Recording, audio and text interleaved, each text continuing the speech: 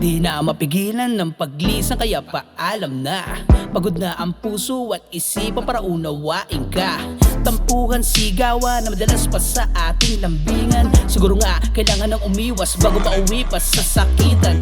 Yan ang inisip na solusyon para wala na mga diskusyon. Dahil ba nagalawan mo ngayon, di tulad doon sa akin may atensyon.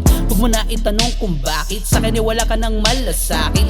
Pero kahit masakit, pikat mata ko itong tatanggapin sa dibdib.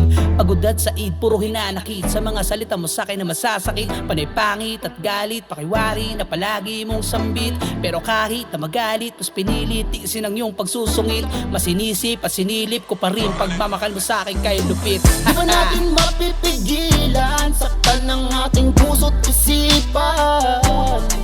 Yeah, di naman siguro kailangan ng hiwalayan. Kailangan lang natin ay pahinga lamang. Di naman natin mapipigilan saktan ng ating puso't isipan. Yeah, di naman siguro kailangan ng hiwalayan. Kailangan lang natin ay pahinga lamang. Di na isipin mga bagay na kinagagalit ko, pero yung isipin mga salita na bibitawan mo. Kung napapagod na pareho muna magpahinga. Huwag gumawa ng mga desisyon kung parehas na tayo'y mainit pa. Ang mga utak natin ipahinga, ating damdamin ikalma. Pakinggan ang paliwanag para malinawan ng isa't isa.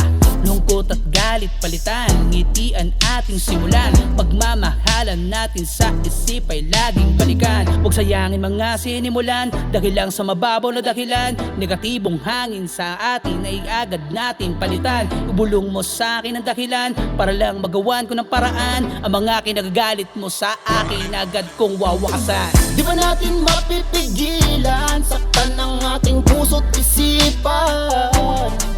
Yeah, di naman siguro